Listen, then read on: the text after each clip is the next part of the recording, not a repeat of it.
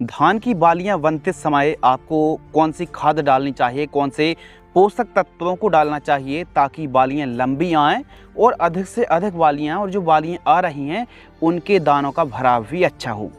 तो अभी तक हमने अलग अलग पोषक तत्वों को दिए जिससे फुटाव टिल्लें बढ़िया आए। किसी में 15, किसी में 25, किसी में 50 तक हमको फुटाव देखने के लिए मिले। तो यह जो वेजिटेटिव ग्रोथ है इसको रिप्रोडक्टिव कल्लों में कन्वर्ट करने के लिए, यानी जो कल्ले आए हैं इनसे अच्छी मात्रा पर, अच्छी संख्या पर बालियां भी निकलना बहुत ज़्यादा ज़रूरी हैं। यानी जितने कल्ले आए हैं उनमें बालियां भी आना बहुत ज़्यादा ज़रूरी हैं, तब जाके एक अच्छी पैदावार निकल पाएगी। अधिकतर क्या होता है कि फुटाव तो अच्छे आ गए लेकिन फुटाव में बालियां निकलना भी उतना ही ज़्यादा ज़रूरी होता है और एकदम स्वस्थ, एकदम रोग मुक्त और जो भी दानों का भराव हो रहा हो वो अच्छी मात्रा पर यदि दानों का भराव होगा, पतले ना रह जाएं, खाली ना रह जाएं। तो इसके लिए जब फुटाव के बाद गाभ अवस्था पर धान की फसल आती है तो बालियां लंबी भी आएँ और जितने कल्ले हैं ज़्यादा से ज़्यादा फुटाव टेरलिंग की संख्या में वृद्धि हो। तो इसके लिए हमको सही समय पर सही पोषक तत्वों की पूर्ति करना बहुत ज़्यादा ज़रूरी है। यदि आपकी धान की फसल पर अच्छे कल्ले आ गए हैं तो कल्लों को अधिक से अधिक बालियों में कन्वर्ट करने के लिए इस समय आपको क्या काम करना चाहिए, कौन से पोषक तत्वों की पूर्ति करनी चाहिए जिससे अच्छा बेनिफिट हो, अच्छा फ़ायदा हो और पैदावार में वृद्धि मिले और प्लस जो दाने हैं उनमें वजन बढ़े, चमक बढ़े। तो इस समय यह वो स्टेज होती है, काफ़ी मतलब क्रिटिकल स्टेज होती है। यदि इसी समय आपने लापरवाही बरत दी तो कम से कम 7 से 8 क्विंटल तक एकड़ में पैदावार घट सकती है और बढ़ भी सकती है। तो सबसे पहले तो आपको एक काम करना है, जो चीज़ रूल्स फॉलो करना है कि इस समय सबसे पहले तो धान की फसल पर जब हम 30-40 दिन से लेकर के 60 दिन के बीच में बात कर रहे हैं, 65 दिन में बात कर रहे हैं, तो इस समय अधिक खेतों पर BPH का प्रकोप है, भूरा माहू बीमारियों को और शीत ब्लाइट है, फंगस है, पत्ता लपेट है, तना छेदक है। तो अलग अलग प्रकार की बीमारी आती हैं।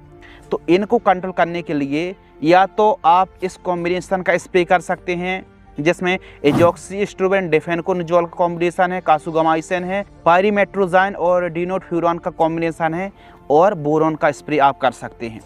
और हल्के के लिए आप इस कॉम्बिनेशन को देख सकते हैं और यदि हैवी कीट, फंगस और ब्लाइट का प्रकोप अधिक रहता है तो इस कॉम्बिनेशन का स्प्रे कर सकते हैं। यह कॉम्बिनेशन काफ़ी बेस्ट है एजॉक्सिस्ट्रोबिन वाला। तो ये तो बात हो गई कि रोग बीमारियों को तो सबसे पहले कंट्रोल करना है।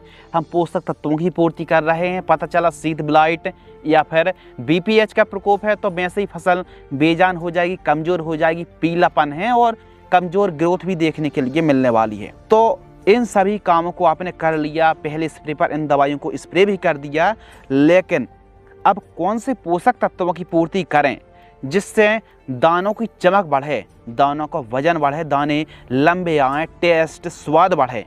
तो इसके लिए सबसे ज़्यादा ज़रूरी आवश्यकता इस समय यदि किसी पोषक तत्व की पड़ती है तो वो होती है पोटेशियम यानी पोटास। इस समय काफ़ी किसान भाई यूरिया खाद, DAP खाद देने के बाद निश्चिंत हो जाते हैं कि हमने सभी खादें तो दे दी, लेकिन आपको हम बता दें कि जो पोटास है एक तो बेसल डोज के समय दिया जाता है, भले आपने दे दिया या नहीं दिया, लेकिन इस समय जब गाभ अवस्था में है, जब दानों का भराव हो रहा है, बालियां निकल रही हैं, तो यदि आप पोटास का इस्तेमाल करते हैं और 1 एकड़ में 25 किलोग्राम MOP का इस्तेमाल करें 60% वाली, मार्केट में MOP 30 रुपये से लेकर के 35 रुपये प्रति kg का रेट हमको देखने के लिए मिलता है। ओरिजिनल ही MOP का इस्तेमाल आप करें। तो पोटास न केवल दानों का भराव में हेल्प करेगी बल्कि पौधे का जो तना है ना इसको भी और रूट सिस्टम को भी मजबूती देगा, गिरने से बचाएगा। तो पोटास पैदावार को बढ़ाने में, और इस समय नाइट्रोजन की आवश्यकता नहीं पड़ रही है, इस समय सबसे अधिक आवश्यकता जो स्टेज हमारी धान की फसल में इस समय सबसे अधिक पोटास की आवश्यकता पड़ रही है। इस समय यदि पोटास की कमी रह जाती है तो पैदावार घटेगी, क्योंकि कल्ले तो हमने बहुत सारे निकाल लिए। अब कल्लों में बालियां लगें और बालियों में अच्छे से दानों का भराव हो और जो जल्दी से जल्दी बालियां बाहर आ जाएं, तो इसके लिए यदि पोटास की हम पूर्ति करेंगे तो पैदावार बढ़ेगी। और यदि आपने पोटास की पूर्ति इस समय नहीं करी है तो फिर क्या होगा, कल्ले तो अधिक आए लेकिन उस हिसाब से बालियां नहीं लग पाई और यह काफ़ी किसानों के खेत में यह समस्या आती भी है। तो आपको इस समय जब गाभावस्था में हो, दानों में दूध भर रहा हो, तो इस समय पोटास का इस्तेमाल आप अवश्य करें किसान भाइयों। कैसा कॉम्बिनेशन तैयार करना है, एमओपी आपको लेना है 20 से 25 केजी प्रति एकड़ की दर से। यूरिया बिल्कुल लिमिटेड मात्रा में लेना है ताकि हम मिलाकर के यूज कर सकें। आप 15 केजी से 20 केजी ही यूरिया लें। यदि पीलापन है तो फिर 25 केजी, और अच्छी हरियाली है, बढ़िया फसल है, तो आप 15 केजी ही यूरिया खाद का इस्तेमाल करें। और हमने लास्ट ईयर एक एक्सपेरिमेंट किया था, यही कॉम्बिनेशन को डाला था, लेकिन NPK 0050 हमने 5 केजी यूज किया था।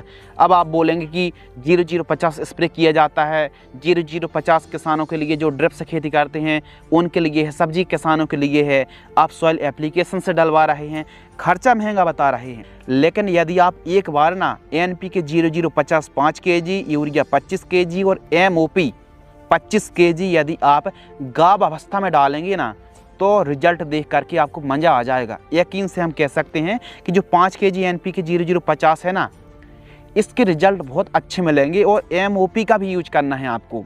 इन सभी को 1 एकड़ में आप यूज करें, और 1 एकड़ का खर्च 1200 से 1500 रुपये के बीच में आने वाला है। लेकिन ध्यान रखिए, गाभावस्था में या फिर बालियों में जब दाने भर रहे हों, ऐसा नहीं कि एकदम पकने की स्टेज आ गई, दानों का भराव हो गया, फिर कोई मतलब नहीं। और इसी के साथ बोरॉन भी जरूर मिला लेना, इससे दानों की चमक में 4 चांद लग जाते हैं। 200 ग्राम से लेकर के 350 ग्राम के बीच में आप बोरॉन को ले लीजिए। इस कॉम्बिनेशन का इस्तेमाल आप जरूर करें, चाहे बासमती सेगमेंट में या फिर हाइब्रिड संकर कोई भी वैरायटी आपने धान की लगा रखी है। इससे ना तो कोई गिरने की समस्या आएगी, एकदम पैदावार में फर्क आने वाला है। तो हमारे किसान भाई इस कॉम्बिनेशन का इस्तेमाल गाभावस्था में बाली स्टेज पर कर सकते हैं। इसी प्रकार की जानकारी के लिए आप चैनल को सब्सक्राइब भी कर सकते हैं, और यह जानकारी पसंद आती है तो अन्य किसानों तक इस वीडियो को शेयर साझा अवश्य कीजिए। धन्यवाद।